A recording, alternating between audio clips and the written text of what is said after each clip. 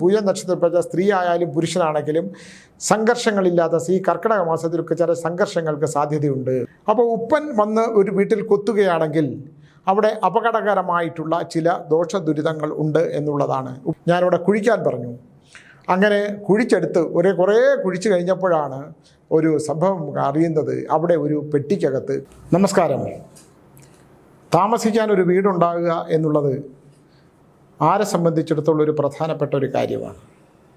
യൗവനാവസ്ഥ കഴിഞ്ഞ് കൗമാരവും യൗവനവും ഒക്കെ കഴിഞ്ഞ് ബാല്യവും കൗമാരവും യൗവനവും കഴിഞ്ഞ് നമ്മുടെ ജീവിതത്തിൽ സ്വപ്നങ്ങളൊക്കെ വരുമ്പോൾ എതിർലിംഗത്തിൽപ്പെട്ട അവരോടാണല്ലോ ആദ്യം ഇഷ്ടം തോന്നുക. ശൈശവത്തിൽ അച്ഛനമ്മമാരോടും, ബാല്യത്തിൽ കളിപ്പാട്ടങ്ങളോടും, യൗവനത്തിൽ എതിർലിംഗത്തിൽപ്പെട്ട, ഇപ്പോൾ പുരുഷനാണെങ്കിൽ സ്ത്രീക്കും, സ്ത്രീക്കാണെങ്കിൽ പുരുഷനോടും ഇഷ്ടം തോന്നുക. പിന്നെ ഒരു കുടുംബമായി കഴിഞ്ഞാൽ ആദ്യം വേണ്ടത്, വിവാഹം കഴിഞ്ഞ് വീടില്ലാത്തവർ അച്ഛനമ്മമാരോടൊപ്പം താമസിക്കും. അത് കഴിയുമ്പോൾ അവരുടെ സ്വാതന്ത്ര്യത്തിന് വേണ്ടിയിട്ട് അവരൊരു ഗൃഹം പണിയാൻ തീരുമാനിക്കും, അല്ലേ? അവർക്ക് സ്വന്തമായിട്ടൊരു വീട്, അവരുടെ ഒരു ലോകം, അവരുടെ കുട്ടികൾ, അവരുടേതായിട്ടുള്ള വഴക്കുകൂടാനും അടിയുണ്ടാക്കാനും വഴക്കുണ്ടാക്കാനും സ്നേഹിക്കാനും എല്ലാത്തിനും സ്വാതന്ത്ര്യത്തോടെ പെരുമാറുന്ന, അല്ലെങ്കിൽ അവർക്കിഷ്ടമുള്ള തരത്തിലൊരു വീട് വയ്ക്കുക, അല്ലേ? അച്ഛനമ്മമാരുടെ താല്പര്യങ്ങൾക്കല്ലാതെ തന്നെ ഇഷ്ടമായിട്ടുള്ളൊരു വീട് വയ്ക്കുക, ഇഷ്ടമുള്ള പൂക്കൾ വളർത്തുക, പൂന്തോട്ടങ്ങൾ ഉണ്ടാകുക, കിളികൾ വളർത്തുക, ഇല്ലെങ്കിൽ പൂച്ചയെയും ഭൈരവന്മാരെ, നായ്ക്കുട്ടികളെയൊക്കെ വളർത്തുക. ഇപ്പോൾ എല്ലാം കിട്ടുമല്ലോ, നമുക്ക് ഇഷ്ടമുള്ള വിദേശത്തുള്ളതും ഇവിടെയുള്ളതുമായിട്ടുള്ള എല്ലാം കിട്ടും. അപ്പോൾ അത് ഓരോരുത്തരുടെ ഇഷ്ടങ്ങളാണ്. അപ്പോൾ നമ്മൾ അതിന് പാകപ്പെടുന്ന തരത്തിലുള്ള വീടുകൾ, സ്ഥലങ്ങൾ മേടിക്കും, വീട് വയ്ക്കും. ഫ്ലാറ്റിൽ താമസിക്കാൻ യാതൊരു നിവൃത്തിയില്ലാതെ ഇപ്പോൾ ആധുനികത വന്നു കഴിഞ്ഞപ്പോഴത്തേക്കും ഫ്ലാറ്റുകളിൽ താമസിക്കുന്നവരെ സംബന്ധിച്ചിടത്തോളം, ഫ്ലാറ്റുകാരെ സംബന്ധിച്ചിടത്തോളം അവരെ മണ്ണിട്ട് നികത്തിയിട്ട് വീട് വയ്ക്കും, ജലാംശം നികത്തിയിട്ട് വീട്. വലിയ അപകടമാണ് ഇത്തരം കാര്യങ്ങൾ. നമ്മുടെ ജലാശയത്തിൻ്റെ അടുത്തുള്ള ഫ്ലാറ്റുകൾ താമസിക്കും, വീടുണ്ടാക്കും, 10-12 നിലയുള്ളത് കെട്ടിപ്പൊക്കും. അപ്പോൾ ഭൂമിയായിട്ട് ഒരു ബന്ധവുമില്ല, അവരുടെ ജീവിതത്തിലും ഒരു ബന്ധമില്ല. ഒരു ഡോർ തുറന്നാൽ ലോകത്തേക്ക് ഇറങ്ങുകയും ഒരു ഡോർ അടച്ചാൽ ലോകം മുറിഞ്ഞു പോവുകയും ചെയ്യുന്ന അവരുടേതായിട്ടൊരു ലോകം, അല്ലേ? 1-2 മുറികളോ അങ്ങനെയൊക്കെ ആയിട്ടുള്ള ഒരു ലോകത്തിലേക്ക് ഒതുങ്ങിപ്പോവും. നമുക്ക് നല്ലൊരു ഓക്സിജൻ പോലും കിട്ടത്തില്ല. നമ്മുടെ എനർജിക്ക് തന്നെ ഒരുപാട് മാറ്റങ്ങളുണ്ടാകും. അപ്പോൾ ഫ്ലാറ്റിൽ താമസിക്കുന്നവരെ സംബന്ധിച്ചിടത്തോളം ഉള്ള ഒരു ലോകവും, ഫ്ലാറ്റിന് പുറത്ത് ഭൂമിയിൽ താമസിക്കുന്നവർ, നിലകളിലല്ല താമസിക്കുന്നവർ, മറ്റേ 1-2 നിലകളിലേ വയ്ക്കാൻ സാധിക്കത്തുള്ളൂ, താമസിക്കുന്നവരുടെ ജീവിതം രണ്ടാണ്. എപ്പോഴും നമ്മൾ ഭൂമിയായിട്ട് ബന്ധപ്പെട്ടിട്ടുള്ള താമസ സൗകര്യമാണ് ജീവിതത്തിൻ്റെ ആയുസ്സും ആരോഗ്യവും നീട്ടിക്കൊടുക്കുന്നതിന് ഏറ്റവും പ്രധാനപ്പെട്ടിട്ടുള്ള ഒരു കാര്യം, നമ്മൾ താമസിക്കുന്ന ഭൂമി. അപ്പോൾ അവിടെ പക്ഷി ജീവജാലങ്ങൾ, നല്ല ചെടികളുണ്ടാകും, നമുക്ക് ചെടികളെ വളർത്താൻ പറ്റും. അവിടെ തന്നെത്താൻ കിളിച്ച് വരുന്നതായിട്ടുള്ള ചെടികളുണ്ടാകും. അങ്ങനെയൊക്കെയുള്ള നമുക്ക് ഇഷ്ടമുള്ള തരത്തിലുള്ള ജീവിതം തിരഞ്ഞെടുക്കുന്നതാണ്. ഫ്ലാറ്റ് ജീവിതം മോശം എന്നല്ല, ഫ്ലാറ്റ് ജീവിതം ഇഷ്ടപ്പെടുന്ന ഒരുപാടുണ്ട്. ഇപ്പോൾ IT കമ്പനികളിലൊക്കെ ജോലി ചെയ്യുന്ന, ഇപ്പോൾ ബാംഗ്ലൂരിലും ചെന്നൈയിലും എല്ലാം ലോകം വളരുന്ന IT-യിലൂടെയാണ്. IT മേഖലകളിലൂടെ ഇങ്ങനെ ലോകം വളർന്നു കഴിയുമ്പോൾ എന്താണ്, വലിയ ആകാശമുട്ടെ നിറഞ്ഞു നിൽക്കുന്ന കെട്ടിടങ്ങൾ. വിദേശത്ത് താമസിച്ചാൽ എല്ലാ കെട്ടിടങ്ങളും ഉയരത്തിൽ, ഓഫീസുകളും എല്ലാം ഉയരത്തിലാണ്. പക്ഷേ നമ്മളെ ഭൂമി എന്ന് പറയുന്നത് മണ്ണിൽ നടന്നു കയറാൻ പറ്റുന്ന തരത്തിലുള്ള ഭൂമിയായി ബന്ധപ്പെട്ടുള്ള ഭൂമികളിൽ താമസിക്കുന്ന, അങ്ങനെയുള്ള സ്ഥലങ്ങളിൽ താമസിക്കുന്നവർക്ക് ഉണ്ടാകുന്ന ഒരു മാറ്റവും വ്യത്യാസവും ഞാൻ അനുഭവിച്ചറിഞ്ഞിട്ടുള്ളതാണ്. അപ്പോൾ ഞാനിന്ന് പറയാൻ വന്നൊരു കാര്യം, ഒരാളൊരു വീട് വാങ്ങി. അപ്പോൾ വീട് വാങ്ങുമ്പോൾ അവിടെ ഒരു പഴയ വീടുണ്ടായിരുന്നു. ആ വീട് കംപ്ലീറ്റ് ആയിട്ട് ഇടിച്ചു നിരത്തി കഴിഞ്ഞതിന് ശേഷമാണ് ഇദ്ദേഹത്തിന് ഈ സ്ഥലം അത് പലർക്കായിട്ട് വീതിച്ചു കൊടുത്തത്. ഒരു വലിയ പറമ്പും, പണ്ട് കാലത്ത് പ്രമാണിമാരുടെ, ഒരു കരപ്രമാണിമാരെന്നൊക്കെ പറയുന്ന പോലെ പ്രമാണിമാരുടെ ഒരു വലിയ സ്ഥലമായിരുന്നു അത്. ഇത്ര ഏക്കർ സ്ഥലം. ഈ ഏക്കർ സ്ഥലം ക്രമേണ അതിനകത്ത് ക്ഷേത്രം ഉണ്ടായിരുന്നു, അതിന് ക്ഷേത്രക്കുളം ഉണ്ടായിരുന്നു, അത് പല കാര്യങ്ങളും ഉണ്ടായിരുന്നു. ഇതെല്ലാം തന്നെ ഇടിച്ച് നിരത്തി കാലങ്ങൾ കഴിഞ്ഞ് അത് ക്ഷയിച്ച് പലർക്കായിട്ട് വീതം വെച്ച് വംശം ലോപിച്ച് പണ്ടൊക്കെ അതൊക്കെ ഏതെങ്കിലും മറ്റുള്ളവരുടെയൊക്കെ പിടിച്ചു പറിച്ചുണ്ടാക്കിയതായിരിക്കും. അതൊക്കെ നമുക്ക് നഷ്ടപ്പെട്ടു പോവില്ലേ. എന്തായാലും നമുക്ക് അർഹതയില്ലാത്തത്, ഞാൻ എപ്പോഴും പറയുന്നത് പോലെ, നമുക്ക് അർഹതയില്ലാത്തത് എന്തും നമ്മളിൽ നിന്ന് വന്നു ചേർന്നാൽ നമുക്കൊരാളെ പറ്റിച്ചെന്തും സ്വന്തമാക്കാം. മറ്റുള്ളവരുടെ സ്വപ്നങ്ങൾ ഉണ്ടാകുന്ന, മറ്റൊരാളുടെ സ്വപ്നത്തിലൂടെ അവൻ കരുതി വയ്ക്കുന്ന എന്ത് വസ്തുവും നമുക്ക് കുടില ബുദ്ധിയോടുകൂടി നമുക്ക് തട്ടിയെടുക്കാൻ സാധിക്കും. സ്നേഹത്തോടെ തട്ടിയെടുക്കാൻ സാധിക്കും. സുഖിപ്പിച്ച് ഒരാൾ ചിലരെ കണ്ടാൽ എന്ത് പറഞ്ഞാലും പോസിറ്റീവായിട്ടുള്ള കാര്യങ്ങൾ മാത്രം പറഞ്ഞ് അവന് സ്ഥാനമുണ്ടാക്കി, സ്വാമിയുടെ എഴുത്ത് ഗംഭീരമാണ് എന്ന് പറഞ്ഞാൽ, ഇപ്പോൾ പറഞ്ഞാൽ ഞാനൊന്ന് ഒന്ന് ആലോചിക്കും. പണ്ട് കാലത്ത് അങ്ങനെയല്ല. വിശാഖ നക്ഷത്രക്കാരെ സംബന്ധിച്ചിടത്തോളം ഉള്ളൊരു കാര്യം എന്ന് പറഞ്ഞാൽ സ്തുതി പാഠനം ഭയങ്കര നിഷ്ഠമാണ്. അങ്ങനെ തിരുവിതാംകൂർ രാജാവ് വിശാഖം തിരുനാളിൻ്റെ കാലത്താണ് ഏറ്റവും കൂടുതൽ മൂല്യച്യുതി സംഭവിച്ചതെന്ന് ഇങ്ങനെ പറഞ്ഞു കേട്ടിട്ടുണ്ട്. വിശാഖ നക്ഷത്രക്കാർക്ക് അങ്ങനെ കുറച്ചൊന്ന് പൊക്കി പറയുന്നതും ഒക്കെ വളരെ ഇഷ്ടമാണ്. അവരപ്പോൾ വീഴും അതിനകത്ത്. അങ്ങനെ എനിക്ക് ഒരുപാട് അത് വളരെ കേൾക്കാൻ വളരെ സുഖകരമാണല്ലോ ഒരാളെക്കുറിച്ച് പറയുന്നതൊക്കെ. അപ്പോൾ നമ്മൾ എന്തൊരു പൊട്ടത്തരം എഴുതിയാലും അത് ഏറ്റവും മികച്ചതാണ് സ്വാമി. സ്വാമി എന്ന് പറഞ്ഞ് പണ്ട് സ്വാമിയല്ല, സുനിൽജി എന്തൊരു എഴുത്താണ്, സുനിൽജിയുടെ എഴുത്ത് ഇങ്ങനെയാണ്, സുനിൽജിയുടെ സിനിമ ഇങ്ങനെയാണ്, സുനിൽജി ഇങ്ങനെയാണ്, കാർ ഓടിക്കുന്നത് എങ്ങനെയാണ്. നമ്മളെ വേറൊരു ലോകത്തേക്ക് കൊണ്ടെത്തിക്കുന്ന ആൾക്കാർ ക്രമേണ നമ്മളിൽ നിന്ന് കിട്ടാവുന്നത് പലതും സ്വന്തമാക്കിയിട്ട് ഇല്ലാതായിപ്പോവും. എൻ്റെ പണ്ട് ഒരു താടിയും മുടിയൊക്കെ വളർത്തി ഒരാൾ ഒരു ജോലിയില്ലാതെ എൻ്റെ അടുത്ത് വന്നു. അയാൾ എനിക്ക് പറഞ്ഞു, ചേട്ടാ എന്നാന്ന് ചേട്ടാ എന്നുള്ള വിളിക്കുക, ചേട്ടാ എന്തെങ്കിലും ഒരു ജോലി തരണം, ഞാൻ നിന്നോളാം എന്ന് പറഞ്ഞ് ഞാൻ അദ്ദേഹത്തിന് ജോലി കൊടുത്തു. അന്നത്തെ ഞാനും അവിടെ ജോലിക്കാരനായിരുന്നു. ആ ജോലിക്ക് കൊടുത്ത ആൾ വളർന്ന് നമ്മളെ സുഖിപ്പിച്ച് അവൻ്റെ സുഖലാളനവും പരിലാളനമൊക്കെ ഏറ്റ് നമ്മളെ ഏറ്റവും കൂടുതൽ ദ്രോഹിച്ചത് അങ്ങനെയുള്ളതാണ് ഒരു തിരുവല്ലാക്കാരൻ. അപ്പം ദ്രോഹിച്ച് അയാൾ നന്നായി മുറുക്കാനൊക്കെ കൂട്ടും. എന്തോന്ന് ചേട്ടാ എന്നൊക്കെ പറഞ്ഞ് അയാളൊരു വേറൊരു തരത്തിലായി. ഒരു കുടുംബ കലഹമുണ്ടാക്കാനും ഒരു ഓഫീസിനകത്ത് പ്രശ്നങ്ങൾ ഉണ്ടാക്കാനും ഒക്കെ ഇത്തരം ആൾക്കാർ എന്ന് പറഞ്ഞാൽ മറ്റുള്ളവരെ ഒരു കുറ്റമുണ്ടെങ്കിൽ പോലും ആ കുറ്റം പറയാതെ അവൻ എന്തൊരു എല്ലാം ഗംഭീരം നമ്മളെ വേറൊരു ലോകത്ത് കൊണ്ടുപോകും. നമ്മളെപ്പോലുള്ള വിഡ്ഢികൾ, ഞാനൊരു നല്ല വിഡ്ഢിയാണ്, മഠയനും വിഡ്ഢിയുമാണ്. അപ്പം നമ്മളെപ്പോലുള്ളവർ അവൻ എന്നെക്കുറിച്ച് ഇങ്ങനെ വളരെ നല്ലതായിട്ട് പറഞ്ഞു, ഇപ്പോൾ പറഞ്ഞാൽ എടുക്കില്ല. സ്വാമിയുടെ പ്രിഡിക്ഷൻസൊക്കെ വളരെ കൃത്യമാണെന്ന് പറഞ്ഞാൽ ഞാനൊരു ചുവന്ന മഷിയിടും, ഒരു അണ്ടർലൈൻ ഇങ്ങനെ ചെയ്യും. കാരണം എന്തുകൊണ്ടാണ്? നമ്മുടെ ജീവിതം നമ്മളെ പഠിപ്പിച്ചത് സ്തുതിപാഠകരെ ശ്രദ്ധിക്കുക. സ്തുതിപാഠകരെ ശ്രദ്ധിച്ചില്ലെങ്കിൽ നമുക്ക് ദോഷങ്ങളുണ്ടാകും. സ്തുതിപാഠനം സ്തുതിപാഠനം കേൾക്കുന്നത് അപകടകരമായിട്ടുള്ള കാര്യങ്ങളാണ്. പണ്ട് രാജാക്കന്മാർക്കൊക്കെ ഒരു സ്തുതിപാഠകനെ ഉണ്ടാകും. അവരൊരു പോസ്റ്റാണ് ഇങ്ങനെ സ്തുതിക്കുക എന്നുള്ളത്, അവൻ്റെ മനസ്സിന് സന്തോഷമുണ്ടാക്കുന്ന കാര്യങ്ങൾ പറയുക എന്നുള്ളത്. അതൊരു പോസ്റ്റാണ്. അങ്ങനെ രാജകൊട്ടാരത്തിൽ രാജകാര്യങ്ങളിൽ സ്തുതിപാഠകർ ഒരുപാട് പേര് കാണും. അങ്ങനെ സ്തുതിപാഠനം കേട്ടവരെല്ലാം നശിച്ചു പോയിട്ടുണ്ട്. അത് ഇന്നത്തെ കാലത്തുണ്ട്. നമ്മളാണ് ചേട്ടോ എന്താണ് ചേട്ടോ ഇതാണ് അങ്ങനെയോ ഇങ്ങനെയാണെന്നൊക്കെ പറഞ്ഞ് നമ്മളിങ്ങനെ ചെറ്റ കൊമ്പി കയറ്റി വെച്ച് ഒറ്റ കിടക്കും, താഴെ കിടന്ന് എല്ലാം പോവും. അത് നമുക്കൊരു ഈ സിംഹാസനത്തിൽ ഇരിക്കുന്നവർക്ക് ചുറ്റും സ്തുതിപാഠകരുടെ ഒരു ലോകമുണ്ടാകും. അപ്പം നമ്മളത് തിരിച്ചറിയണം. സ്തുതിപാഠകർ ആപത്താണ് എന്നുള്ള സത്യം. ഒരു ഗതിയും പരഗതിയും ഇല്ലാത്ത വന്നവരെ നമ്മൾ ഇയാൾ നല്ല മനുഷ്യനാണ്, ഒന്ന് ചേർത്ത് നിർത്തിക്കോളൂ എന്ന് പറഞ്ഞ് നമ്മൾ എവിടെയെങ്കിലും ആക്കിയെന്ന് വിചാരിക്കട്ടെ. അവൻ അങ്ങോട്ട് വളർന്നു കഴിയുമ്പോൾ അവൻ്റെ മനസ്സങ്ങോട്ട് വളരും. അവൻ്റെ മനസ്സിലെ ചെകുത്താൻ അങ്ങനെ വളരും. ഞാനിങ്ങനെ നല്ല നിലയിൽ ജീവിച്ച ഒരുത്തനാണ്, അവൻ്റെ ഒരു റെക്കമെൻഡേഷൻ, അവനിട്ടൊരു പാര പണിയണം എന്ന് പറഞ്ഞ് ഒരു പാര മറ്റേ നിന്നടത്ത് വയ്ക്കുന്നതിൻ്റെ കൂട്ടത്തിൽ ഒരെണ്ണം തിരിച്ച് നമുക്കൂടെ വെച്ച് തരും. ഒരാൾ ഒരു പെണ്ണിനെ ഉപേക്ഷിച്ചിട്ട് കല്യാണം കഴിക്കാതെ നടക്കുമായിരുന്നു. അങ്ങനെ ഞാനൊരിടത്ത് പൂജ ചെയ്തപ്പോൾ ഒരു പെൺകുട്ടിയെ ഇയാൾക്ക് കല്യാണം കഴിക്കാനായിട്ട് പറഞ്ഞു. അവൻ മൂവാറ്റുപുഴക്കാരനാണ്, ദുരന്തം പിടിച്ച ഒരുത്തനായിരുന്നു. അവൻ ആദ്യ രാത്രി തന്നെ പറഞ്ഞു, കള്ളസ്വാമിയായിട്ട് ഒരു നമ്മളെ കല്യാണം കഴിപ്പിച്ചു കൊടുത്തേ. ആ പെൺകുട്ടിക്ക് ഒരു താല്പര്യമില്ലായിരുന്നു. എന്നിട്ട് നമ്മളവനെ കല്യാണം കഴിച്ചു കൊടുത്തപ്പോൾ പറഞ്ഞു ആദ്യം, പിന്നെ എന്നെ വിളിച്ചിട്ടുമില്ല, വിളിക്കാറുമില്ല, ആദ്യം ആ സ്വാമിയായിട്ടൊരു ഇടപാടും ചെയ്യരുത് എന്ന് പറഞ്ഞു. എന്താണ്? അവൻ്റെ കള്ളത്തരങ്ങൾ, അവൻ്റെ ആദ്യ ഭാര്യ അവൻ പീഡിപ്പിച്ചെന്നുള്ള കാര്യങ്ങൾ നമ്മൾ തിരിച്ചറിഞ്ഞു മനസ്സിലാക്കിയപ്പോഴത്തേക്ക് അത് നമ്മൾ ഈ കുട്ടിയോട് പറയുമെന്ന് വിചാരിച്ച് അയാൾ അങ്ങനെ ചെയ്തു. അയാൾ വലിയ ഒരു അമ്മയുടെ ഭക്തനും ഭക്തയൊക്കെയാണ്. അപ്പോൾ അങ്ങനെയാണ് ഈ ലോകത്തിൻ്റെ ഒരു അവസ്ഥ. അങ്ങനെയാണ്. അപ്പോൾ നമ്മളൊന്ന് ചിന്തിക്കണം. അപ്പോൾ ഞാൻ വീടിനെ കുറിച്ച് പറഞ്ഞു വന്നാൽ ഞാനിങ്ങനെ പറഞ്ഞപ്പോൾ അതിലേക്ക് വന്നു എന്നുള്ളൂ. ചില ആൾക്കാരെ കണ്ടിട്ടില്ലേ, അവന് പണമൊന്നും കാണത്തില്ല, പക്ഷേ അവൻ്റെ എല്ലാം നഷ്ടപ്പെട്ടാലും അവന് പണത്തിൻ്റെ ഒരു ലിങ്ക് കിട്ടാവുന്ന ഒരു അവസ്ഥ ഉണ്ടായാൽ അവൻ ആത്മീയത സംസാരിക്കും, ആത്മീയ ലോകത്തൂടെ സഞ്ചരിക്കും. ആത്മീയതയാണ് അവൻ്റെ എല്ലാമാണെന്ന് വിചാരിക്കും. തരം കിട്ടിയാൽ അവൻ ആത്മീയതയുടെ യഥാർത്ഥ ആത്മീയത എന്താണെന്ന് തിരിച്ചറിയാതെ അവൻ തരാതരം പോലെ സംസാരിച്ച് അവൻ്റെ ജീവിതത്തിൻ്റെ സുരക്ഷിതത്തിന് എന്തൊക്കെയാണ് നേടാൻ പറ്റുന്നത് അതെല്ലാം നേടാൻ ശ്രമിക്കും. പക്ഷേ അതെല്ലാം വിഡ്ഢിത്തമാണെന്നും താൻ പറഞ്ഞതെല്ലാം വിഡ്ഢിത്തമായിരുന്നു എന്നും തനിക്ക് സംഭവിക്കാൻ പോകുന്നത് എന്തെന്നറിയാതെ കടലിൽ നീന്തലറിയാതെ കൈകാലിട്ടടിക്കുന്ന പോലെ ജീവിതമാകുന്ന സാഗരത്തിൽ കിടന്ന് കൈകാലിട്ടടിക്കേണ്ട ഒരു അവസ്ഥകൾ ഉണ്ടാകുന്നത് നമ്മൾ മുൻകൂട്ടി തിരിച്ചറിഞ്ഞാൽ മതി. അതറിഞ്ഞാൽ നമ്മൾ എന്ത് ചെയ്യണം? നമ്മൾ വളരെ കരുതലോടുകൂടി ജീവിക്കുക. കരുതൽ. പണമാണ് ലോകത്തിലെ ഏറ്റവും വലുത്.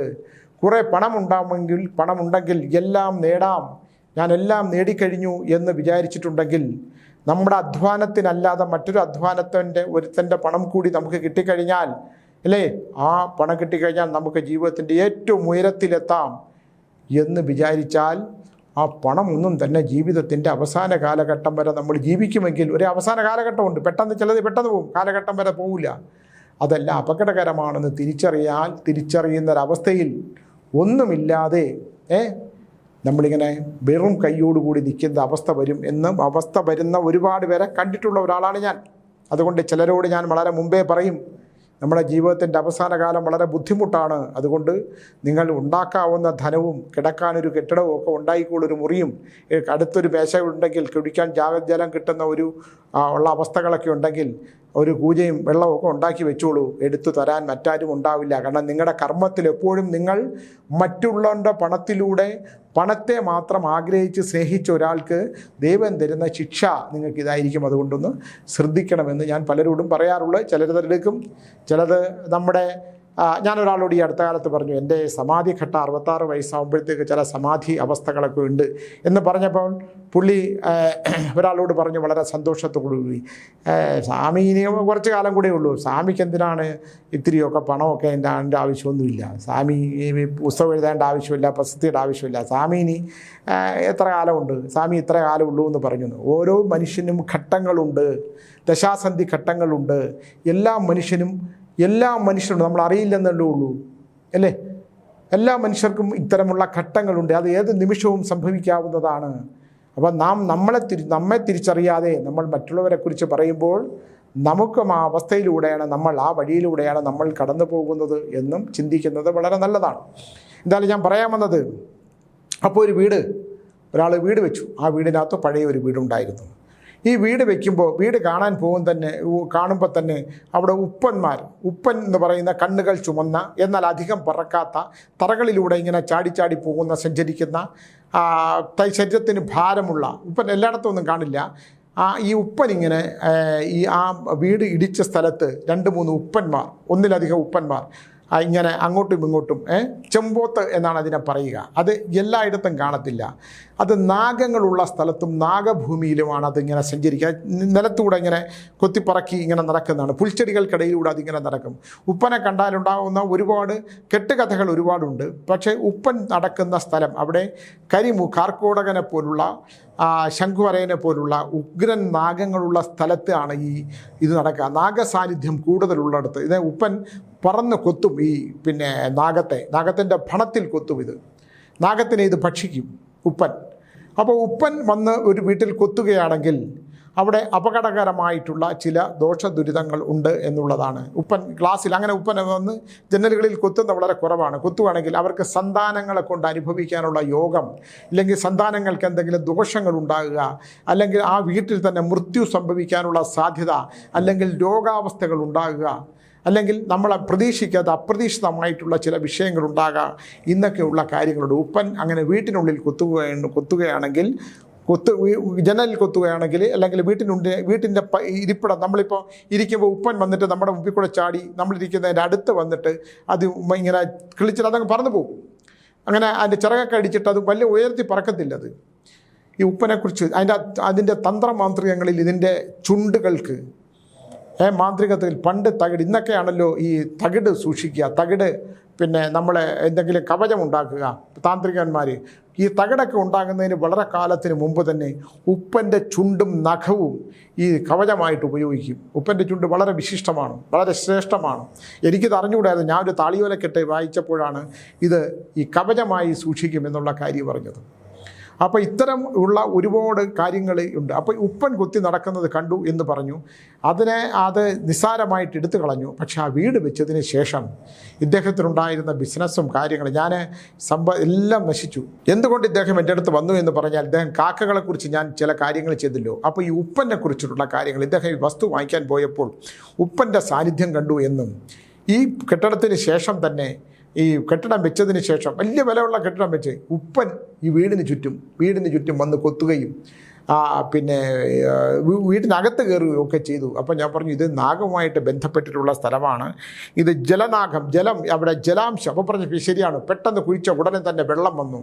കാരണം ഭൂമിക്കടിത്തട്ടിലുള്ള ചില കാര്യങ്ങൾ ഗ്രഹിച്ചെടുക്കാനുള്ള കഴിവ്, മണ്ണിനിടയിലുള്ള നാഗങ്ങൾ ഒളിച്ചിരിക്കുന്ന പൊത്തുകൾ, പുൽച്ചെടികൾക്കകത്ത് ഒളിച്ചിരിക്കുന്ന ഉറങ്ങുന്ന മയങ്ങുന്ന മുട്ടയിട്ട് വിരിഞ്ഞിരിക്കുന്ന നാഗങ്ങൾ, ഇതിനെയൊക്കെ തിരിച്ചറിയാനുള്ള അപാരമായ കഴിവ് ഈ ഉപ്പനുണ്ട്. അതുകൊണ്ട് ഉപ്പൻ വരുന്ന സ്ഥലങ്ങൾ നിങ്ങളൊന്ന് ശ്രദ്ധിക്കണം. ഉപ്പൻ രാത്രികളിൽ അങ്ങനെ സഞ്ചരിക്കാറില്ല. കാക്കകളുമായിട്ട് ഇതിന് ശത്രുതയുണ്ട്. ഭയങ്കര ശത്രുതയാണ് ഉപ്പന്. സാധാരണ ഈ ഉപ്പനെ സംബന്ധിച്ചിടത്തോളം ഉപ്പൻ എപ്പോഴും ഒരു സ്വകാര്യത സൂക്ഷിക്കുന്ന ഒരാളാണ്. ഉപ്പൻ മുട്ടയിട്ട് കുഞ്ഞുങ്ങളെ വിരിച്ച് അതിൻ്റെ ഒരു ലോകത്തൂടെ സഞ്ചരിക്കും. അതേസമയം കാക്കയാണെങ്കിൽ പിന്നെ കാക്കക്കുട്ടി കൊണ്ടുവന്ന് കുയിൽ മുട്ടയിട്ടിട്ട് കാക്ക വിരിച്ചു കൊടുക്കും. ഇതിനെപ്പോഴും ഒരു സ്വകാര്യതയുള്ള അതാണ് ഉപ്പൻ. അതിൻ്റെ എല്ലാ കാര്യങ്ങൾക്കും ഒരു സ്വകാര്യതയുണ്ട്. അത് സഞ്ചരിക്കുന്ന വഴികൾ തന്നെ നമ്മൾ നോട്ട് ചെയ്ത് വെച്ചിരുന്നാൽ ഒരു പ്രത്യേക നിഗൂഢതയുള്ള സ്ഥലത്താണ്. അവിടെ എന്തെങ്കിലും ഒരു പ്രത്യേകതയുള്ള കാര്യങ്ങളായിരിക്കും. അങ്ങനെ എപ്പോഴൊന്നും ഉപ്പനെ കാണാറില്ല. കാണുന്ന ദിവസം നിങ്ങൾ നോട്ട് ചെയ്യുക, കാണുന്ന സമയം നിങ്ങൾ നോട്ട് ചെയ്യുക. അമാവാസികളിൽ ഉപ്പനെ കണ്ടു കഴിഞ്ഞാൽ അപമൃത്യു സംഭവിക്കും എന്നുള്ള ഒരു ചൊല്ല് പലരും താന്ത്രികങ്ങൾക്കകത്ത് ഒരുപാട് കാര്യങ്ങളുണ്ട്. താന്ത്രമാന്ത്രികങ്ങൾക്കകത്ത് ഉപ്പന് ഭയങ്കര ശക്തിയുണ്ട്. ഞാൻ പറഞ്ഞില്ലേ, ഉപ്പൻ്റെ ചുണ്ട്, ഉപ്പൻ്റെ കാലുകൾ, ഉപ്പൻ്റെ ചിറക്, ഇതെല്ലാം മാന്ത്രികതയിൽ ആഭിചാരത്തിന് ഉപയോഗിക്കുന്ന കാര്യങ്ങളാണ്, കവചമായിട്ട് ഉപയോഗിക്കുന്ന കാര്യങ്ങളാണ്. ഇതൊക്കെ രഹസ്യമാണ്, ഇതൊക്കെ പരസ്യമായിട്ട് പറയാൻ പാടില്ല എന്നുള്ളതാണ്. എന്നാലും ഞാൻ പറഞ്ഞു എന്നുള്ളതേ ഉള്ളൂ. അപ്പോൾ എന്തായാലും ഇദ്ദേഹം ഈ വീട് വെച്ചിട്ട് ആ വീടിൻ്റെ ദോഷങ്ങളൊക്കെ സംഭവിച്ചു. ഒടുവിൽ ഈ വീട് ഏറ്റവും ഇദ്ദേഹത്തിൻ്റെ ബിസിനസ് സാമ്രാജ്യങ്ങളെല്ലാം പൊളിഞ്ഞ് എല്ലാം നശിച്ച് നാമാവിശേഷമായപ്പോഴാണ് ഇവിടെ വന്നിട്ട് ഉപ്പൻ്റെ ശല്യം കൊണ്ട് നിവർത്തിയില്ല.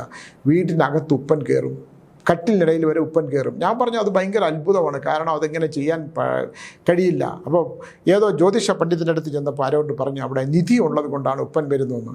എനിക്ക് തള്ളിക്കളയാൻ പറ്റില്ല. കാരണം അവിടെ എത്രയോ വർഷം, 100-200 വർഷം പഴക്കമുള്ള ഒരു പഴയ വീടുണ്ടായിരുന്ന സ്ഥലമാണ്. ആ വീടിടിച്ച് കളഞ്ഞതിന് ശേഷമാണ് ഇവിടെ ഈ വീട് വെച്ചത്.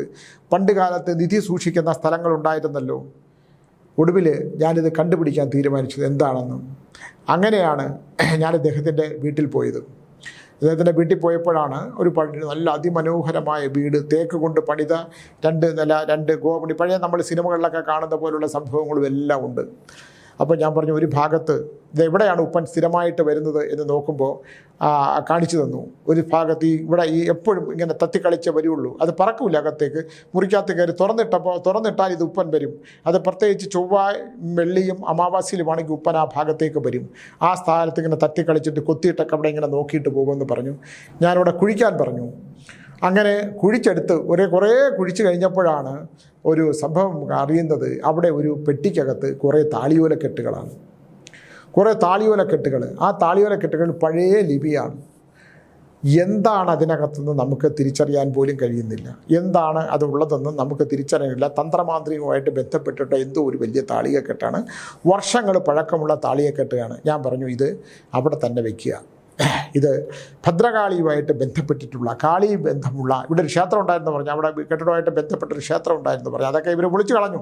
ഇദ്ദേഹത്തിന് ഇതിനെക്കുറിച്ചൊന്നും വലിയ ധാരണയില്ല, അറിവില്ല. അപ്പം ഇത് ആര് എടുക്കാൻ ശ്രമിച്ചാലും അത് അദ്ദേഹത്തിന് വലിയ ദുരിതവും ദ്രോഹവുമാണ്. ഈ താളിയോലക്കെട്ടിൽ സൂക്ഷിച്ചിരിക്കുന്ന കുറേ 2 കെട്ടോ 2 പീസേ ഉള്ളൂ. അത് പഴയ ഈ റൗണ്ട് അക്ഷരമാണ്, നമ്മളിങ്ങനെയുള്ള എഴുത്തല്ല. അപ്പം ഈ കെട്ടുകൾ അവിടെ തന്നെ വെച്ച് അത് മൂടിയേക്കാൻ പറഞ്ഞു. കാരണം ഇല്ലെങ്കിൽ അതിനകത്ത് എന്താണ് എഴുതിയിരിക്കുന്നത് എന്താണെന്നൊന്നും നമുക്കറിയാൻ വയ്യ. പക്ഷേ അത് എടുത്താൽ മൃത്യു ഒക്കെ സംഭവിക്കാൻ സാധ്യതയുള്ളത് കൊണ്ട് നിങ്ങളൊരു കാര്യം ചെയ്യുക. ഈ വീട്, ആ വീടിൻ്റെ ആ മുറി, ഇത് കണ്ട മുറി,